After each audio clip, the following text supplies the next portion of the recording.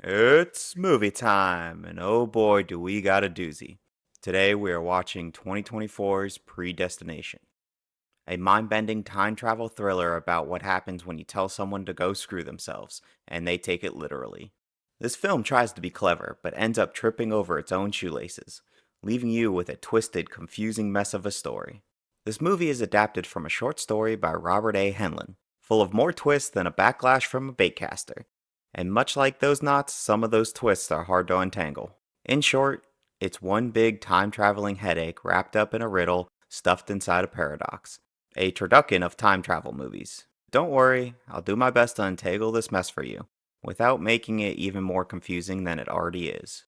This movie stars Ethan Hawke and some actress I had to Google because she is about as memorable as Jeff Portnoy in The Fatties. Jeff Portnoy. Jeff Portnoy. Jeff Portnoy. And Jeff Portnoy are The Fatties, Part 2. I couldn't keep track of her from one scene to the other. This movie had me more confused than the people at the Flat Earth Convention trying to map out the lunar eclipse. The movie kicks off with a bang. We meet our time-traveling agent played by Ethan Hawke, who works for a secret organization dealing with temporal crimes. His mission? To stop a criminal known as the Fizzle Bomber for blowing up hundreds of people in 1975. Well, not so fast. Ethan Hawke's character fails spectacularly when the bomber escapes, blowing himself up in the process. He wakes up with more plastic surgery than the Kardashian family combined. When he sees his new face for the first time, he says, That changed so much. I doubt my own mother had recognized me. This line becomes more clear as the plot moves forward.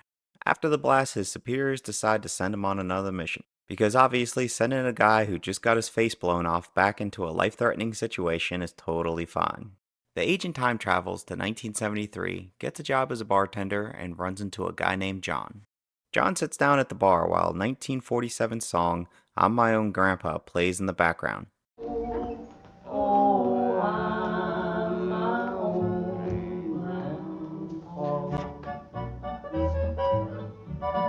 Hint hint, this will be important later. And suddenly we're subjected to one of the longest and most tedious monologues in cinema history. John tells the bartender his life story and reveals his true identity. And guess what? John wasn't always John.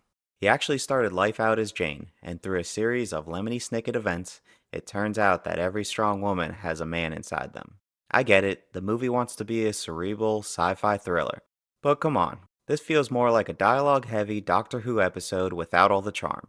At least Doctor Who is fun. We get a flashback of Jane's life. She was born in the early 1950s, grew up in foster care, and faced a series of tragic events. She ended up getting pregnant by an unknown man, only to find out that man is actually her future self, Ethan Hawke's character. He went back in time, convinced her to join the time-traveling organization, and well, you can guess the rest. Who are you? I'm you 10 minutes from now. Damn it, you are handsome. I was just thinking the same. So Ethan Hawke's character, the agent, and Jane are the same person. Jane gives birth to the child who grows up to be the agent. This is known as the bootstrap paradox, where Jane's life, her pregnancy, and the eventual transformation into the agent are all caused by her future self.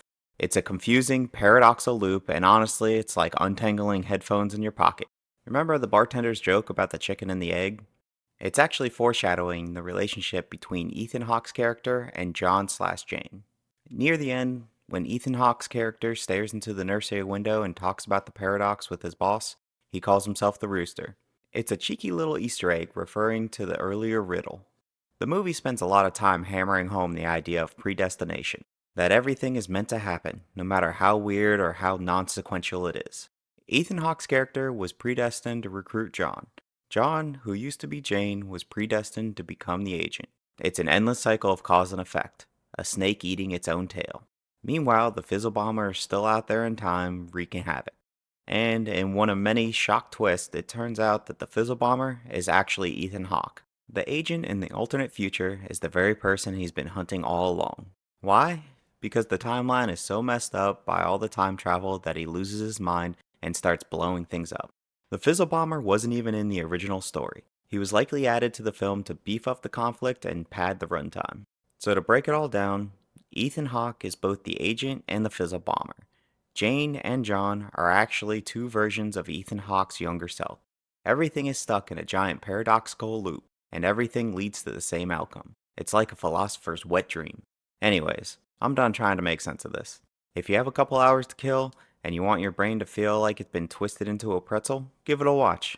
Otherwise, just read the Wikipedia plot summary and save yourself the headache. Until next time, later nerds.